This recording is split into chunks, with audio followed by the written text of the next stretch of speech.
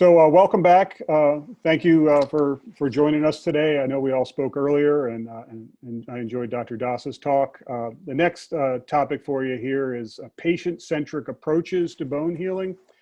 And what we mean by that is we're going to get into some thoughts on bone healing and how bones don't heal normally, and we'll discuss that. Again, I'm Bob Zura. I'm talking to you from New Orleans, and let's get going. And again, thank you for joining us. By means of disclosure, I am a consultant for Bioventus and for Osteocentric, but this talk is CME approved. Our learning objectives for today is we're going to examine local and systemic factors that promote and inhibit bone healing and fracture healing when we start talking about abnormal bone healing. We're going to explain the science with regards to the mechanisms of action, the evidence for low intensity pulse ultrasound. I'll refer to that as LIPUS throughout the talk, and we'll look at that effect on bone healing. We will investigate the impact of compliance or non-adherence on medical costs and clinical outcomes for treatments of non-union, and look at specifically for LIPUS as well. And we'll explore cases and studies that illustrate clinical outcomes of fracture healing treatments. So I think it's important for us to remember that fracture healing is what occurs normally without the intervention of orthopedic surgeons or other caregivers. This is a natural phenomenon. And I'm going to walk us through just as means of a reminder of how normal bone healing progresses and looks, sort of a 30,000-foot view on this. We'll start with a case example that we treated down here. This is a relatively young, a little bit of an older patient who had a proximal third femoral fracture. I think you could look at this as a paratrochanteric fracture. Some people may see that extension called a subtroch fracture, but either way, we have a displaced proximal third femoral fracture. We did choose to reduce and stabilize that fracture and place an intramedullary nail. I think the reduction looks reasonable, near anatomic, and stable. And that patient, just over the course of 2.5 months, went on to heal. And you can see these are x-rays from a little bit later on as you're seeing a little bit more mature callus and union in the patient. I was able to return to relatively normal function. So relatively easy intervention on our part, relatively easy path for the patient in return to normal function because their bone healed normally. And I think this quotation does work well for most fracture care, even though we may intervene with a surgery to stabilize or to reduce. The art of medicine consists of amusing the patient while nature cures the disease. And I think that's important for us to remember. We're not making the fracture heal most of the time. We're just holding it in place while nature does the work. As we think about fracture healing in orthopedics, we think about primary and secondary fracture healing. We'll start with primary. I think it's important to remember, though, this is not common, and it's not the natural process of fracture healing, as this requires an anatomic reduction of the fracture ends with no gap and stable compressive fixation. And we're all familiar with this with plating of a forearm fracture, for example. And when these requirements are fulfilled, bony healing ensues via cutting cones. It actually heals very similar to the remodeling of lamellar bone. And it's a little bit of a slower process, and this, if it happens in its purest form, happens without callus formation. Now, secondary fracture healing, like we saw in that first example, this is the most common form of fracture healing. This can happen through both endochondral and intramembranous healing, and it does not require rigidly stable conditions. In fact, it doesn't favor highly stable conditions. We need that appropriate balance of stress and strain so that the bone can make callus and heal. This may take you back to medical school, but the four basic stages of bone healing. There's the acute inflammatory phase, and again, that's when the bone ends break. A hematoma occurs naturally from the fracture, and that brings in many of the factors that will impact the later stages of healing. The next stage in normal bone healing is a cartilaginous callus formation. This gives some early stability of the fracture. It's when pain starts to decrease for the patient, and that's a critical step in normal fracture healing. As the stem cells change into their newer functions and become osteoblasts and osteoclasts and others, and the other factors are playing role, and we'll talk about those further. Then callus ossification of that cartilaginous callus begins. And so now you start to replace that cartilage with bone.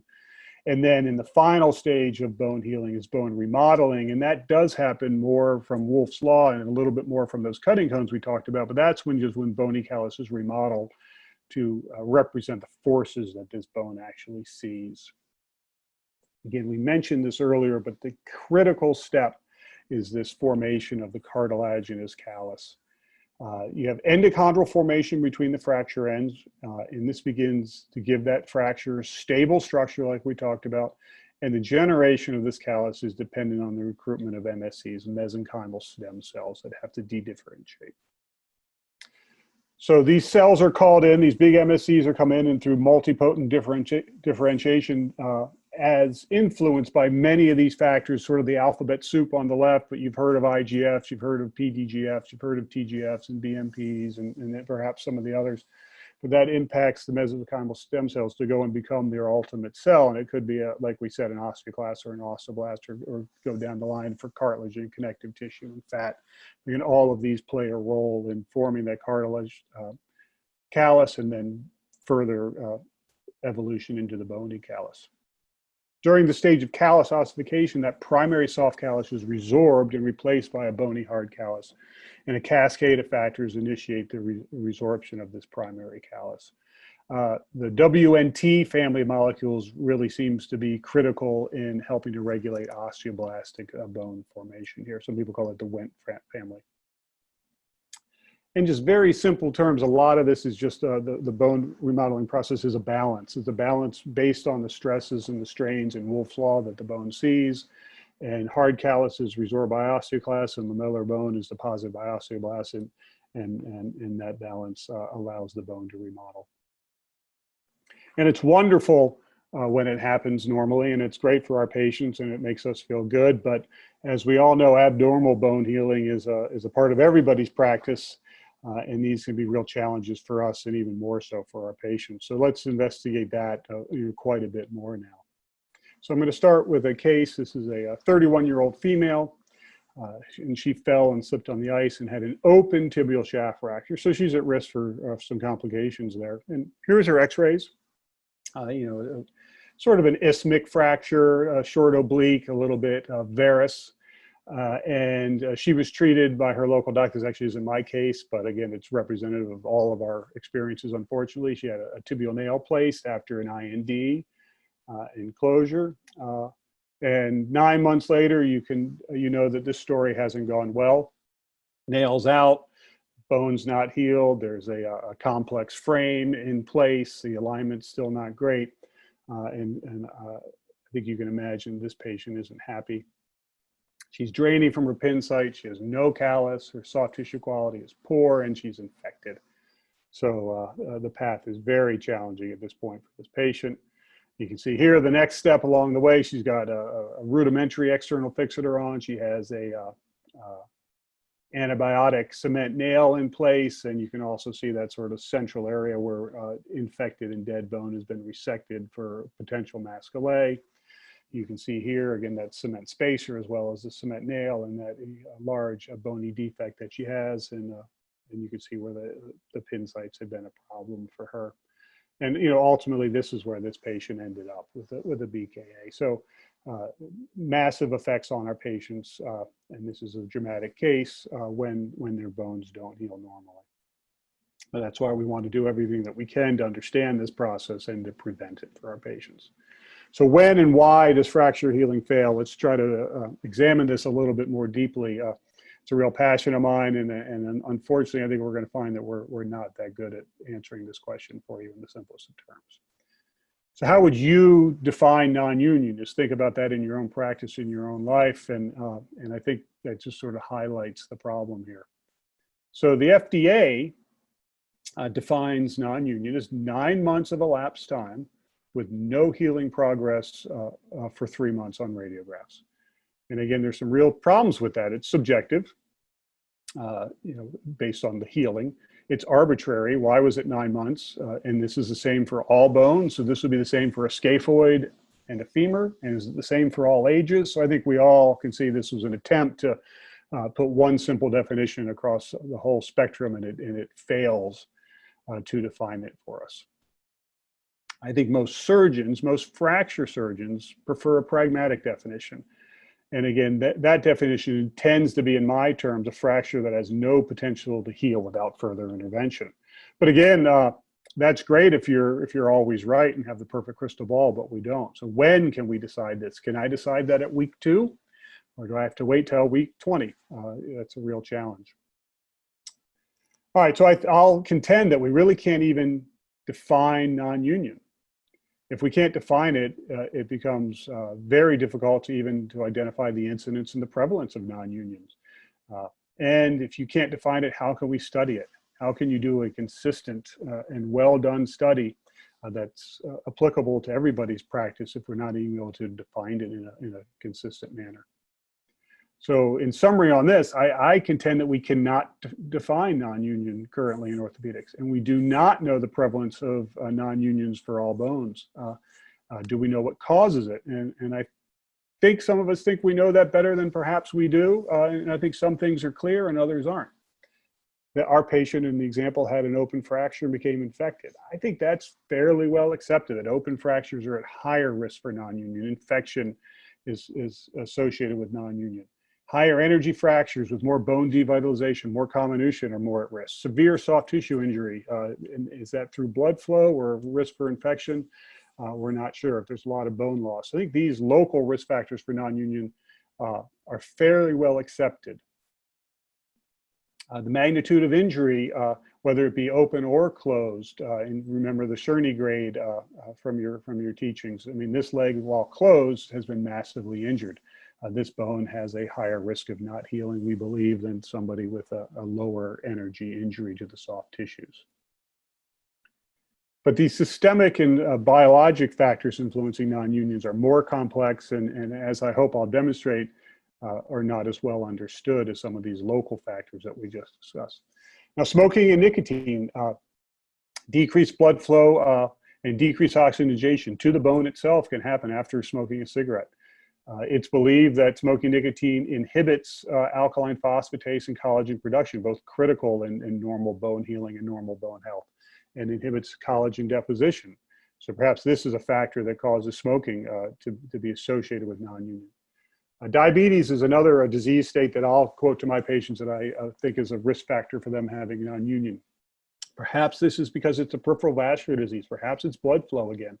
Perhaps it's peripheral neuropathy and they're not getting the same sensations and they're stressing their fracture more than others. Perhaps it impacts Wolff's Law and the way the bones remodel. NSAIDs, this is a real controversial area within orthopedic surgery at least, but you know, NSAIDs are known to inhibit prostaglandin E2s. There is some correlations between NSAIDs being used for more than 4 weeks in non-union. The literature here is murky. COX-2 inhibitors may inhibit fractures even more than other NSAIDs, it's thought.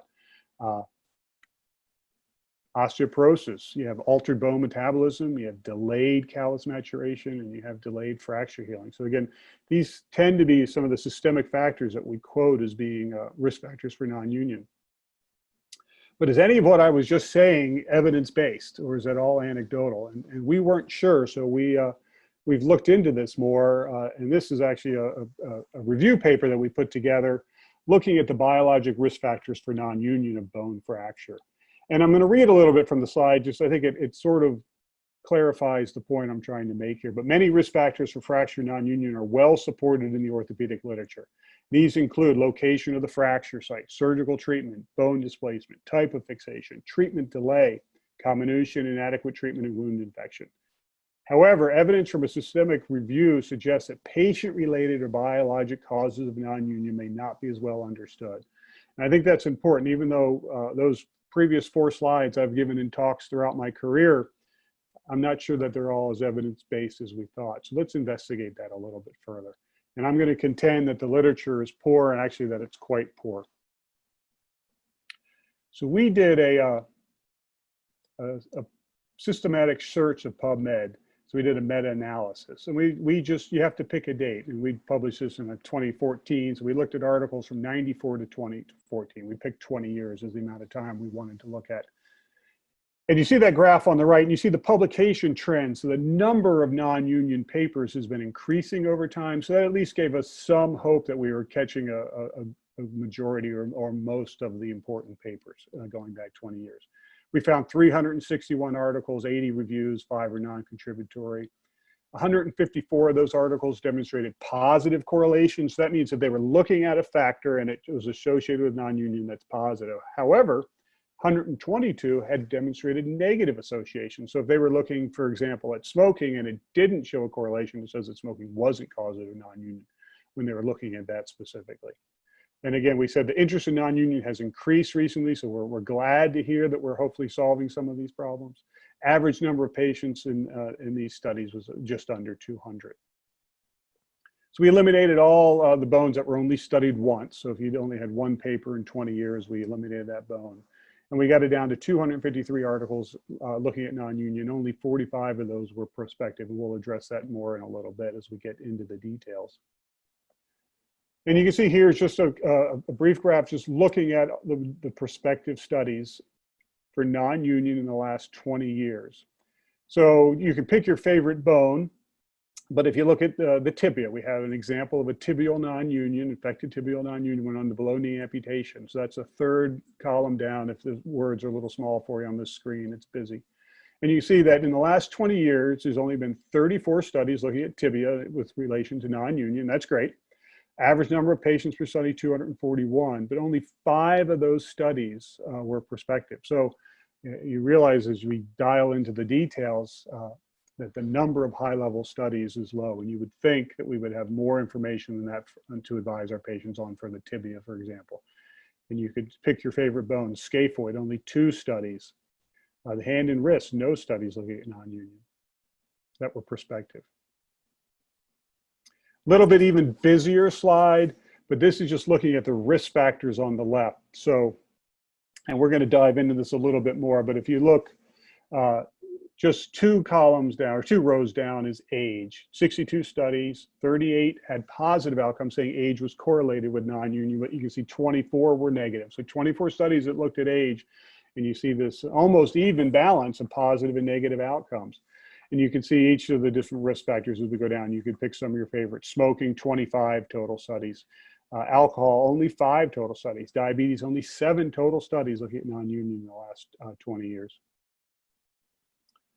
So we contend that a discrepancy exists between the ambiguity of the orthopedic literature and the near unanimity in interpreting that literature. So again, I tell you smoking is a problem when you're my patient, but does the literature support that?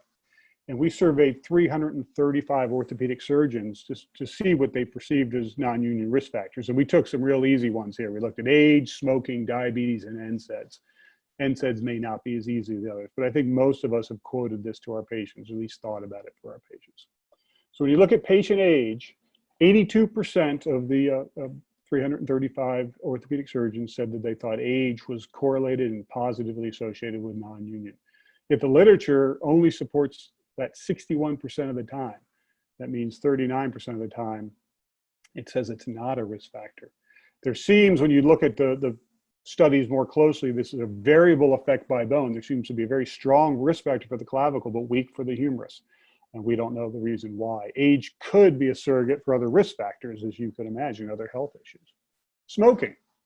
So again, 98% of our surveyed surgeons said that smoking was a risk factor for non-union. The literature, however, only supports it 64% of the time. Only 64% of the studies had it as a positive correlation. We found positive correlations in clavicle, scaphoid, scapula, humerus, tibia, and femur. However, we also had negative studies when they looked at smoking and non-union in the tibia, the femur, and the humerus that suggested there was no correlation. In the tibia, there were 3 studies with 314 patients suggested a positive correlation. And there's 2 studies over 75 patients suggest there's no correlation. And if you look at this a little bit different way, it sort of drives the point home, I think. 36% of recent articles failed to demonstrate a significant relation between smoking and non-union. 36% of the articles. Diabetes, you'll see the same pattern again. 97% of the surgeons, only 70% 71% in the literature. NSAIDs, and I think we know the literature's conflicted on this, 86% of the surveyed surgeons a few years ago said NSAIDs were associated. The literature only supports it 50% of the time, flip of the coin. So let's look at our favorite bone, the tibia, again, a little bit more closely, and let's look at the risk factors in that. Again, that was our case. So if you look at smoking, again, 5 total studies have been done on looking at non-union of the tibia in the last 20 years. 3 were positive, and only 20% of those studies were prospective. So again, is that high-level evidence that we're quoting our patients? I would argue that it's not. As we just move down a little bit, let's move to the very last column. Tibial fractures in patients with diabetes. Only 1 study in the last 20 years was not associated with non-union, and it was not prospective.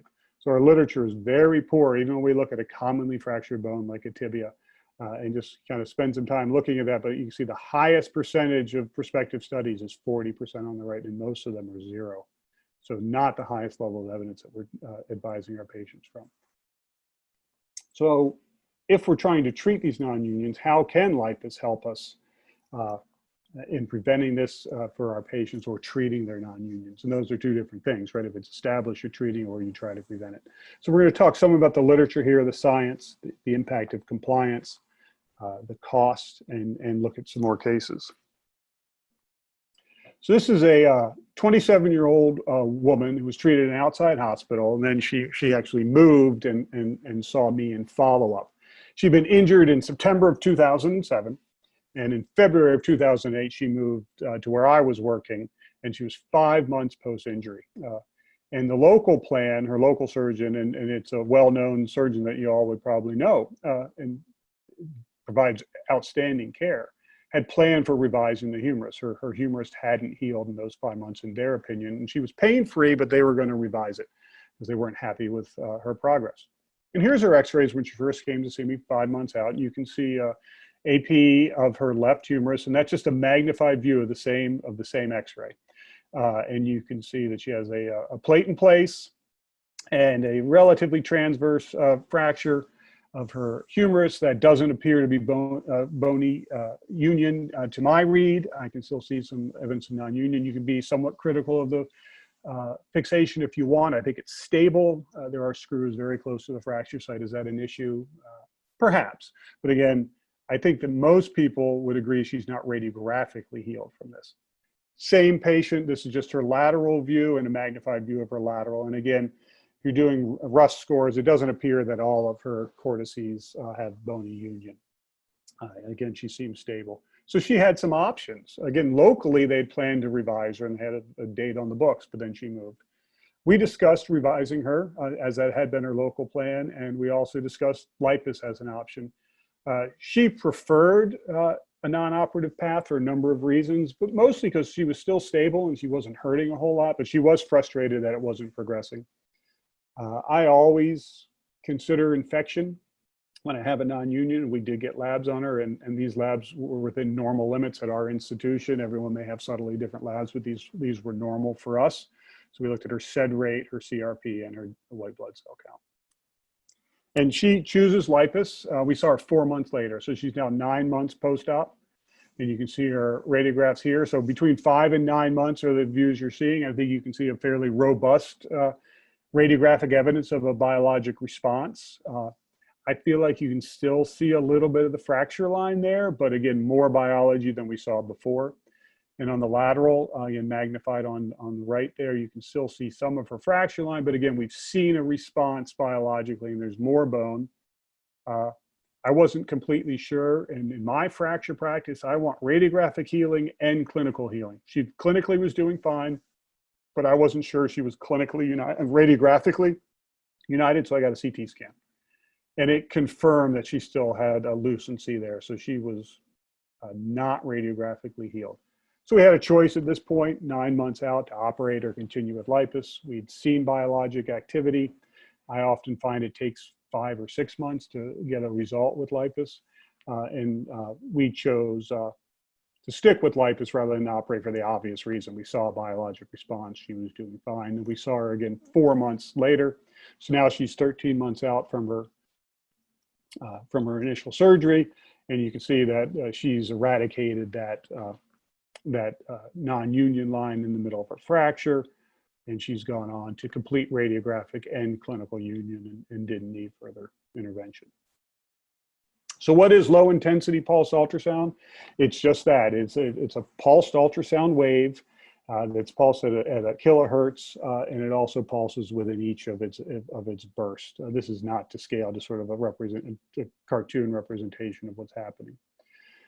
It has a depth of penetration through soft tissues, which goes beyond 25 centimeters. And if you remember sort of basic math, 2.54 centimeters to an inch, so that's approximately 10 inches. So we all have patients with more than 10 inches of soft tissue over fractures, but again, you can see even have the width of the transducer beyond 10 inches. So you can get a good depth of penetration to the bone in most clinical scenarios. This is a demonstration of a study looking at LIPUS where they had the ultrasound transducer in a bovine tibia. And you can just see a picture of the actual model on the right. But what that representation is showing us is the ultrasound waves. And it shows you a couple things. One, the waves are contacting the outer cortex of the tibia. You can see some waves scattering around the side of the tibia, so it's affecting bone that it doesn't impact directly. But you also can see ultrasound waves that are into the medullary canal, and it would also be interacting with the bone on the other side if this was circumferential piece of tibia. So the important fact there is, even though you'd like it to hit a side of the bone where there's bone and not metal, it also does wrap around the bone and it also gets into the medullary canal, so you can affect cells that aren't directly under the beam. There's no negative effects in the presence of metal implants. Again, as I stated, if I was choosing where to place a LIPUS, I wouldn't choose the same face of the bone as where a metal plate is. I'd have no concern if there was a nail. I would just try to get it in a safe soft tissue window over the fracture that doesn't have a plate. There's no negative effects when there is metal in place. It's not cavitating, it's not thermal, metal doesn't degrade, and screws don't loosen. And the reason for this is actually very low intensity waves. It's much lower than physical therapy ultrasound. It's actually lower than fetal ultrasound intensity. So let's look at some clinical data on LIPUS, and this is for indicated fresh fracture. So this is a prospective, randomized, placebo-controlled, double-blinded, multi-center study. So you can decide for yourself if you think that's high-level or low-level evidence. This was looking at acute closed or grade 1 open tibia fractures, very similar to Castillo's original study. They had to be short oblique or transverse fractures with less than 50% displacement. So these are fractures that could be treated closed. And if you look at Castillo's, he was treating grade 1s closed. The only intervention that was randomized was treatment 20 minutes a day until healed. And again, they either had a LIPUS device or a placebo device, and tibias were casted. If you see the LIPUS bar on the top, they healed as defined by 3 bridge cortices and no pain on weight bearing or palpation at 96 days, and the placebo took 154 days. So that was a 38% acceleration of fracture healing in those patients. Another very similar study, this is from Christensen, but this is a different center and a different study. This is also a prospective, randomized, placebo-controlled, double-blinded, multi-center study. They're looking at distal radius fractures that were treated conservatively, and you can still treat them conservatively, though most don't. And the treatment was 20 minutes a day with LIPUS until healed, and that was defined as 3 cortices bridged. And again, the LIPUS group healed at an average of 61 days. And hope you can hear me over the code. And the placebo group healed at 91 days. And I get sort of a funny pleasure that it's also a 38% acceleration of the fracture healing. That's very different than the number of days. You see the tibia was 154 days, and only 98 days in the placebo group here. But again, the acceleration is 38% in both groups. So let's look at some of the non-union clinical data for LIPUS. This is a Mayer study. It's a prospective case series of 36 non-unions and 64 delayed union cases. And I think you're going to notice a trend in non-union literature just across the board, that it's a little bit heterogeneous because of our inability to define non-union so well. Their inclusion criteria was stable vital fragments, no infection, atrophic or hypertrophic fractures, at least 90 days from the last surgery or treatment change, and at least 120 days since fracture. I think most people would accept that definition of non-union. LIPUS 20 minutes a day was the only change in treatment. Again, these aren't randomized because if you define non-union as something that has to be treated, you can't randomize them to a placebo. So you have to treat these patients. So all the patients received LIPUS for 20 minutes a day. All non-unions healed at 86%. The atrophics healed at 83%, and hypertrophics at 100%. Nolte study, prospective case series, 29 non-unions. Again, heterogeneous type of non-unions. Mean fracture age was 1.2 years old. Mean time since last surgery was 1 year. Average of 1.4 failed surgeries. LIPUS was the only change in treatment. Again, you can see overall 86% of the non-unions healed, and smokers 82% healed, and those who never smoked, everybody healed. Gebauer's study, this is a fun study to do a deep dive on and see how old and complex some of these non-unions were. Prospective case series of 67 non-unions. Inclusion, stable, no infection, at least 8 months minimum fracture age, at least 4 months since the last intervention, and at least 3 months with no radiographic healing. Mean fracture age was 39 months old, over 3 years old. Mean of 2 failed surgeries. LIPUS was only 20 minutes a day, was the only change in treatment. And 89% treatment compliance rate. We'll talk more about compliance, but if your patients aren't compliant with treatment, they're not going to be successful no matter what treatment you choose. 85% of these non-unions went on to heal. This is a fun study to look at. This is Schofer's study out of Germany. And in Germany, it's a little bit more scripted on what a non-union and delayed union is. And what they were able to do here is pick up patients at the point they were determined they were a delayed union and follow them for the 16 weeks until by definition they became a non-union. They're a little bit more rigid on their definitions there. So you can study them during this delayed union period, but as soon as they become a non-union at the end, you have to unrandomize them because they have to get treatment because you have to treat non-unions. So this is a level 1 randomized delayed union study.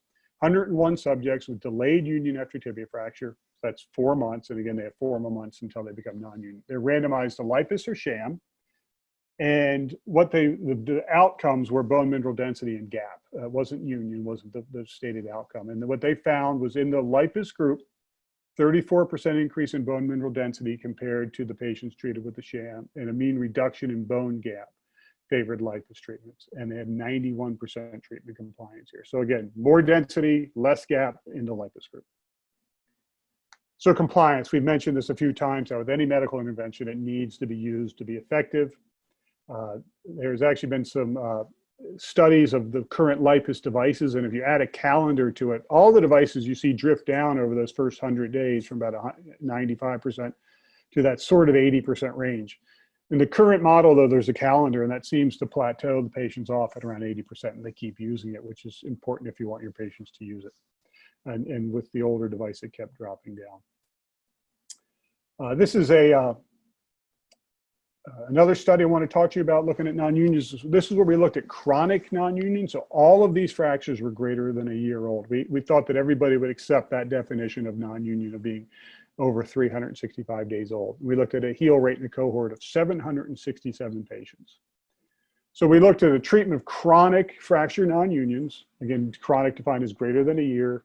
And the heal rate in the cohort of 767 patients. This was a FDA required and vetted prospective registry from 94 to 98. So this is not just pulled out of a company's database. This is FDA prospective registry. There were 11,000 patients in the registry, and we looked at these 767 that were older non-unions. The average patient had 3.1 prior surgeries. The fracture age had to be greater than a year, and we looked at fracture date, treatment start date, treatment end date, and outcome. And you kind of just follow along the top, looking at all fractures. 661 of the non-unions healed, 106 didn't. Heal rate was 86.2%.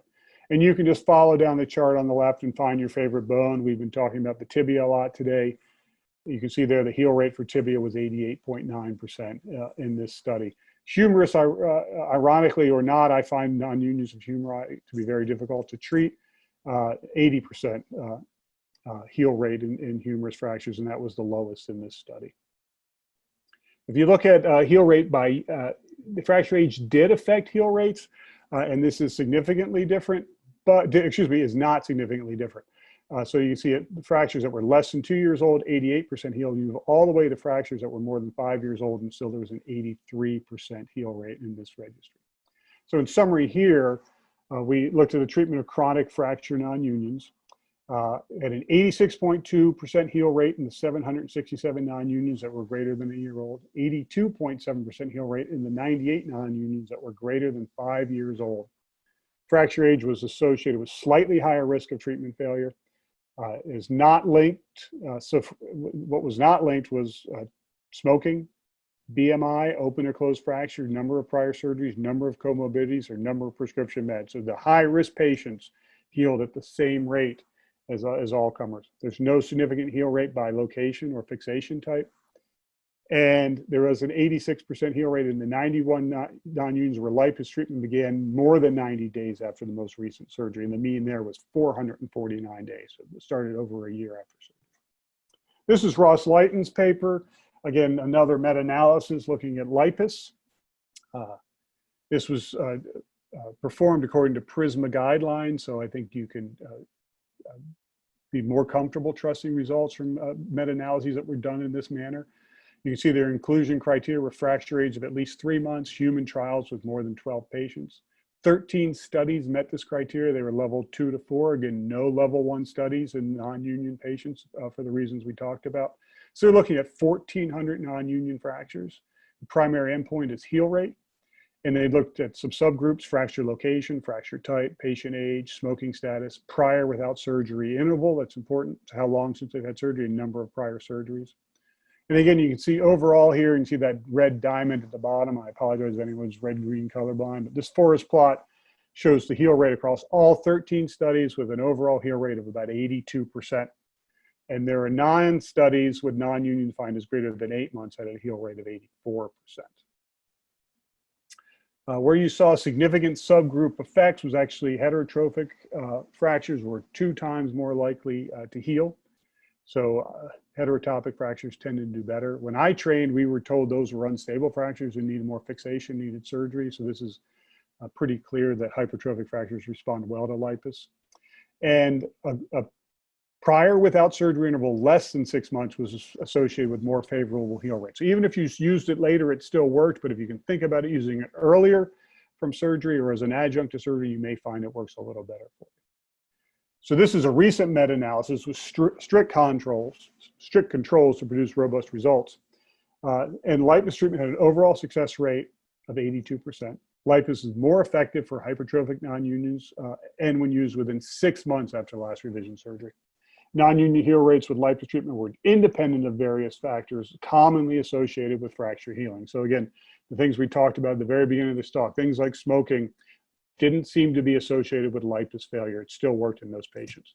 And LIPUS's success rates are comparable to surgical interventions for established non-union. So LIPUS worked as well as surgery. So smoking, let's look at that a little bit more clearly. We believe this is a known risk factor in fracture healing. We talked about this already. Perhaps it's through vascularization, diminished vascularization through nicotine.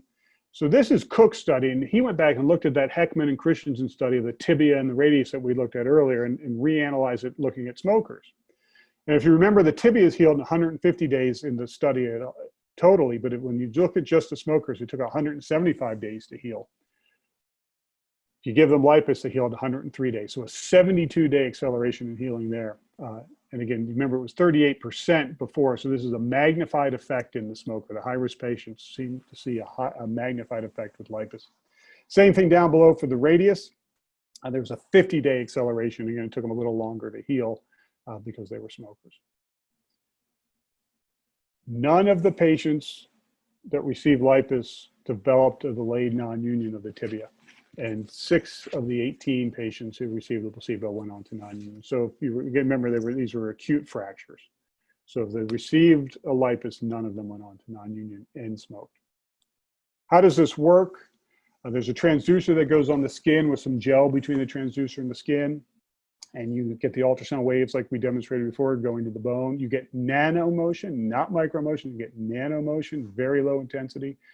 Cell surface receptors called integrins sort of clump on the outside and wake the cell up and get it to do the cell's work. And after they get that focal adhesion of the integrins, you see upregulation of fracture healing factors that include the BMPs and VEGF and such. And the clinical response is enhanced endocrinal ossification.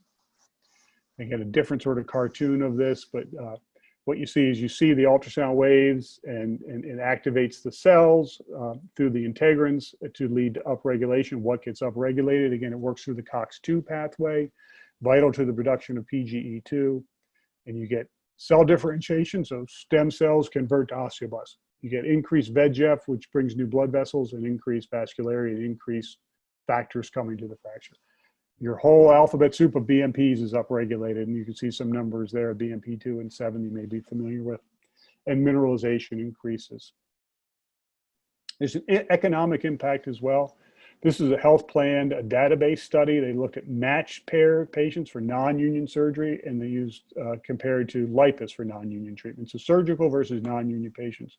Looked at their medical costs for 12 months. They found 1,158 matched pairs. Surgery-only patients, the medical costs were $6,289 higher than the LIPUS-only patients. So it was more expensive to have surgery. The National Institute for Health in Great Britain, if it's still Great Britain, with Brexit, uses NICE guidelines. So NICE is this body that advises the National Health Service in Great Britain. And they confirm it specifically within their guidance specific to Exogen, not just LIPUS, the specific product for the National Institute of Health. They have specific Exogen guidance. And their recommendations are the case for adopting Exogen ultrasound on the ultrasound healing system to treat long bone fractures with non-union after 9 months is supported by clinical evidence, which shows a high rate of fracture healing. So their first line recommendation for long bone non-unions is Exogen. Second recommendation is that Exogen ultrasound bone healing system to treat long bone fractures with non-union is associated with an estimated cost savings of almost 2,400 pounds per patient. So it's recommended as first line, and part of the reason is because it's effective, and second, because it's less expensive. There's also specific recommendation for use in delayed fractures. So one last case for you. This is a 69-year-old male who was 7 months after an ankle fracture, treated it locally. He had been treated in a boot for a couple months, but was hurting, treated in a cast for 5 weeks, was still hurting. His local doctor advised surgery, and he came to see me. He wanted another opinion before he had surgery 7 months after injury. This is the x-ray when he first came to see me, and I wasn't sure that I was dealing with a non-union. I felt like I could maybe see some bridging trabeculi there. I just wasn't sure. So I got a CT scan to confirm it. And I actually planned when he was to come back to get another CT because I couldn't tell on plain film if he was healed or not. These are some representative images from a CT, and I think you can see, especially on the far right, that not only is this a clear non-union, but we actually have sclerotic bone edges in the medullary canal. So it's a fairly well-established non-union with sclerotic bone at the fracture end. So I was concerned about this ability for this fracture to heal without intervention. I recommended surgery to the patient. He was surgery adverse, didn't agree with my recommendation. So we talked about LIPUS as an option. And again, I was a little bit concerned that we weren't going to be able to get rid of that sclerosis. So he comes back and see me in 3 months. So saw him at 7 months, and that's when we had that CT. He now comes back 3 months later. And again, like I said, I pre-ordered the CT, but I think his plain film show a fairly significant difference from his initial film. Consistent with probably being healed, but we did get the CT scan, and you can see that same sort of image there on the right. And I think it shows a couple things. One, I think it shows bony union, but two, it shows an eradication of that endosteosclerosis that we were seeing before. So not only has his fracture woken up, the osteoclasts have removed that sclerosis, and his fracture through osteoblastic activity has gone on to heal. So that's what I have for you. It looked like I was pretty good on time. I apologize for the announcements during the talk. So I'll be available for any of your questions or comments or critiques. And again, thank you very much for joining us today. And I hope this talk was somewhat instructive for you. Thank you very much. Hey, good morning, everyone. I hope you can hear me, and I hope you're doing well. Bob Zura here. Just like Dr. Dasa, we're both happy to be coming to you from New Orleans. We just missed 2 hurricanes, which is good for us to miss it. It's really a shame for the folks who got hit by it. But New Orleans is still above water. So thank you for your time. And this is a question and answer session. We have 10, 15, 20 minutes or so to go through any questions the audience may have. There's still about 200 people online, which is great. Thank you so much. And after this, there'll be a break, and then you can sign back on at 12:15 Eastern time to continue with the program. And again, thank you. So we'll jump right into some questions, and feel free while this is going on to send in more questions, and feel free to vote, and you can move a question higher on the list as we go. So the first question I got is, while LIPUS is on label for fracture healing, can you comment on its effect, if any, on chondral healing? So, clearly, and even as the question states, this will be an off-label discussion. But I think it's important to address some of those. And the reason I think that's important is every time I discuss this topic, I get a similar sort of question to this. So I think both there's a real need clinically for people to get sort of tendon and cartilage healing. And I also think there's a lot of anecdotal evidence on this. So I can't comment scientifically on the response to cartilage and tendon and ligament healing to LIPUS. I haven't seen any peer-reviewed published studies on that. But again, giving these talks and talking to people in the audience, I do get a lot of anecdotal reports, and I think it's strong enough anecdotal reports that the company is actually doing some of these studies in the lab and some clinical sites around the world. So I think we may get some peer-reviewed answers soon, and perhaps we'll see an expansion of the label if they're positive. So anecdotally, I've heard that, especially with like Achilles tendonitis and rotator cuff and tendinopathies, that people feel that there's a pain relief and perhaps a healing relief as well. Now, when it comes to fracture healing and chondral healing, there's no contraindication for using this on an intra-articular fracture or a fracture near a joint or a non-union near a joint, more specifically. So I think that there is some belief that there is, at least anecdotal belief, that there is some benefit to this, but I can't tell you in what settings, specifically after certain cartilage procedures or other bone healing procedures. I think you could use it to enhance bone healing procedures, like if you use BMAC for a non-union. This certainly could be an augment to that, and that would be on label. That would be on label. Second question, is there any benefit to utilizing LIPUS greater than once per day? And as you know, there's really only one product on the market using LIPUS, and they are indicated for 20 minutes a day, which is the short time duration is actually a benefit for compliance, in my opinion. So you don't have to use it like some of the electrical ones, an hour or multiple hours. And there were many that were in the past that were 20 hours a day or the full day. So real benefit for compliance there. So internally that has been studied and they've looked at it, and there doesn't seem to be a benefit to increasing from that 20 minutes a day. But I want to talk a little bit more about that.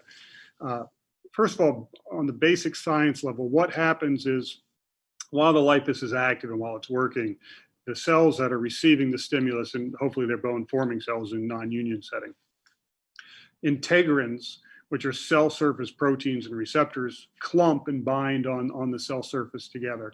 And if you look at it under electron microscope, the cell is sort of tortuous and it's twisted up into what looks like an uncomfortable cellular position. And it's during those 20 minutes that it's receiving the signals. And then when the LIPUS stops, the cell kind of goes back to its more normal structure, and the integrins go back to their normal shape and position. And then the cell can get about doing its business, which in this case is often making bone. So I think if you think about it that way, that if you continue to pound the cell, it doesn't ever have that time to actually do what the cell's supposed to do and to make the bone. And when they do look at it for 40 minutes or a couple times a day, they haven't seen an increased benefit. So 20 minutes a day seems to be the correct amount to use it. We all also have some patients that are going to do more. So what I do in my own practice is I advise those patients, if you just know you're going to do more than necessary, rather than using it for a longer period of time, use it 20 minutes twice a day on opposite ends of the day. Do it in the morning when you go to bed, rather than clumping it during the day or doing it for more than 20 minutes. And I think you'll see the effect. Another question that often comes up in relation to that is if you have multiple fractures. And I do think that's a different situation. So if you have a femur with 3 segments to it that are broken, using on each of those segments for 20 separate minutes should still see an effect. So it's just the cells that are receiving the ultrasound. So a very, very long fracture or multiple fractures you could use for more than 20 minutes, and that would be appropriate. That would be appropriate. Is there any current, I'm sorry, the next question, is there any current data on the effects of vaping on fracture healing? So I think, we got into that a little bit in this talk, just on the quality of the data that we have in non-union. So there is no great data at this point on vaping per se. Now, vaping, if you use nicotine, and it's believed that nicotine is one of the causative agents that's problematic in fracture healing. So if it's that same baseline drug of nicotine, there's still, as we talked about in the talk, there's a huge anecdotal belief, 98%, that has a negative effect on fracture healing. Now, again, as we talked about, the quality of our literature is not fantastic. So I can't even tell you that I know smoking from the literature is negative effect on fracture healing, because the literature is about 50-50 on that, or 60-40. And when we looked at the tibia, it was really about 50-50. But I still think clinical evidence and anecdotal evidence, although low-level evidence, is very important. And there are very few fracture surgeons who think that smoking is not negative for fracture healing. And so I think there's very few fracture surgeons who think that vaping of nicotine, and I don't know anything about vaping, I assume it's always nicotine, but I don't know that, would be negative and deleterious for fracture healing as well. So not peer reviewed that I'm aware of, but I think anecdotally for sure. And then I have another question here saying it's interesting that none of the studies looked at nutrition or the patient, or specifically vitamin D levels. What's your opinion of nutrition and healing of non-unions? So nutrition is sort of a huge topic to bring up there. I think, very specifically, vitamin D is important. I think there's no question that as a country, and certainly certain segments of our society, and I think some of those segments overlap with trauma patients and fracture patients quite a bit, are systemically low for vitamin D. And there's no question in my mind that normalizing their vitamin D will help fracture healing. Some of the best literature that's ever come out on this is Mark Brinker. He did a study, and it's gotten to be a few years old, but I still think it's the most important article on this topic that I'm aware of. And what Mark did was he looked at fractures that should have healed, sacral fractures or something like that, or fractures that in their opinion should have healed, and they went on to non-union, and they checked nutrition labs, if you will, but that included vitamin D, may have included testosterone, may have included thyroid, may have included, the similar sort of testosterone labs, FSG, and luteinizing hormone in women. And in a certain number of these cases that they felt should have healed, if they found a nutritional abnormality and they corrected that abnormality, so they corrected vitamin D, or they corrected low thyroid, or they corrected testosterone levels, that those fractures went on to heal without any orthopedic intervention. So that one study may not have made it into a meta-analysis looking at certain levels or a certain number of patients, but that's a very important paper. I think that all fracture surgeons should be, if they're not already, are aware of it, and that should be part of your practice. I think you also need to remember infection anytime you see a non-union. Consider nutritional elements and consider infection, and you may clean up some of those non-unions.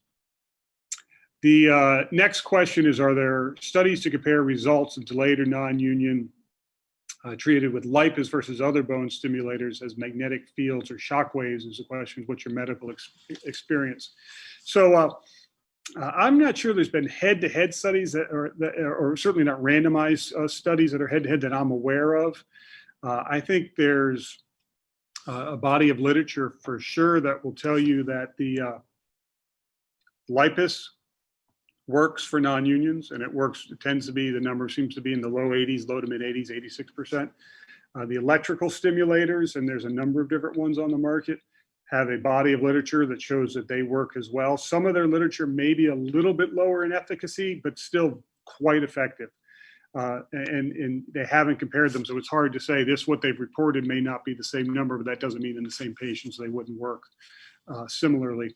Now, shock waves, I'm not sure exactly what the person asking that question was asking about, but and maybe some people are thinking about that treatment for calcaneal or tendinopathies or even renal stones.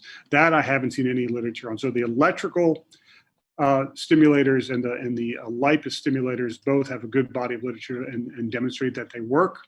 The capacitive coupling stimulators that are sort of past, and I'm not aware of any still on the market, probably didn't have great literature supporting their efficacy, but the electrical and the LIPUS do. Next question is, does cessation of smoking have an immediate effect on increasing healing with LIPUS? So again, a very important question, and there's a couple different ways to approach this question. One, again, I have to fall back on the literature if we're going to try to be evidence-based, and we should be, I think.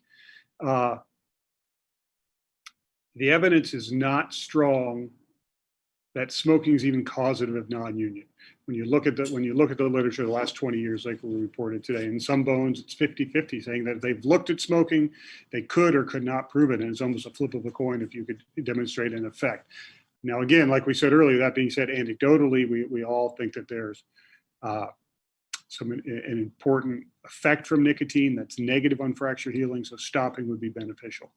So does it have an immediate effect, and does it work with LIPUS? So you also have to be careful here, because you always want to be careful of subgroup analysis. Mo Banderi taught me this, and there's been some studies that actually have looked at people who quit smoking, and it showed that they didn't do as well. So that would have suggested that quitting smoking was deleterious on fracture healing, that they should continue smoking. But it's just so important to remember that if a study's not designed a certain way, the subgroup analyses can be sort of contradictory or problematic. So I certainly wouldn't caution you. I would caution you not to tell your patients to continue smoking because of subgroup analysis.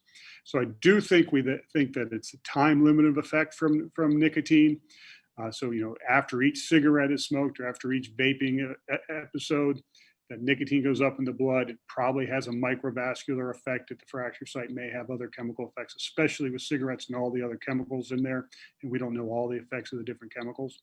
So stopping smoking should have a positive effect on lowering those levels, and it should increase your ability to heal with or without LIPUS. Now, that being said, whether they tell you that there's quitting or not, many patients continue to smoke. It's a stressful time, both in the world now, but also when you have a fracture or a non-union. And the one thing the LIPUS literature, and we talked about this a little bit, does demonstrate that LIPUS in smokers seems to normalize their healing response. So even if they continue to smoke and you add LIPUS, they heal more like normal patients, normal meaning non-smoking patients. So that's a great question. Thank you very much. Are TNF and other biologic risk factors for non-union? Should they be held in patients with fractures, and if so, for how long? Great question. Something that comes up not infrequently in our total joint patients. Should we put one in patients who are on TNF blockers or the like? I've not seen high-level literature that addresses this. It's and I would be postulating if I knew which way the TNF blockers affected it. So I think that they do work to mute your immune system, if you will, and probably mute inflammation. So we may postulate that would diminish the inflammatory phase of bone healing, and that may diminish the response to fracture, and that may diminish fracture healing. And that may be so. Now, that being said, patients aren't taking TNFs and other biologics because it's fun. It's taking it for systemic and serious systemic disease. So having those diseases modulated and in control is, in my opinion, probably more important than stopping the medication for fracture healing. We have other methods of getting fracture healed. So in my practice, I would never stop those medications unless the doctor is prescribing them for whatever the systemic disease is. wants them to stop or thinks it would be beneficial. So I think it requires a conversation between practitioners to make that decision. And I would caution against stopping them just for fractures or for non-union currently. Next question is, what's your recommendation on vitamin D, calcium supplementation for treatment of fracture, and what's for calcium as well? I don't keep that chart in my head. It was part of my maintenance of certification this year, and I still don't have those numbers specifically in my head. And they differ for age, and they differ for sex, and they differ for other reasons. So I don't have that number in my head. I do think replacing it is critical. I think I would just refer to that chart for each patient that we give it to. Again, I just don't keep it in my head. And I would caution you, you can have hypervitamin D issues, but they're probably overstated. So I tend to be aggressive in treating patients with this, and I think it's good. But again, I would do it based on the recommendations that again, I'm sorry, I just don't have in my head. Maybe we could get that put online as part of this for you. Next question is, how do you access LIPUS for fresh or acute fractures? And the question says insurance coverage is usually not until after 90 days. And I guess that's our last question. We're running out of time. That's a great question. And it's a question that can only be answered locally. It's been a surprise to me as I've spoken about this around the world, but for insurance issues in the States and even in Canada, it varies dramatically by locale. So I would recommend that you talk to your local rep, and they can give you insights into the local landscape. A couple things, I agree. I've often seen some insurances, a lot of my practice is Medicaid, and at 90 days they're approved, and usually not before. So if we have a delayed or non-union 90 days is when we'll consider it. Most of our patients can't afford it prior to that. But I've been surprised in other insurances, non-governmental insurances, how often fresh or acute fractures are covered, especially if you think they're high risk for a variety of different reasons. You think they're high risk for smoking, if you think they're high risk for obesity, if you think they're high risk for complex fracture, whatever that reason may be. I've been pleasantly surprised in my career that they often are covered. So I would suggest that you ask your rep and perhaps run it through the insurance company. I think you'll get more yeses in most locales than you would think. So I suggest trying it if you think it would be a benefit to your patient. And I think there's a very low risk factor in using this in patients. So I think it's worth to try from an insurance standpoint because they can be expensive.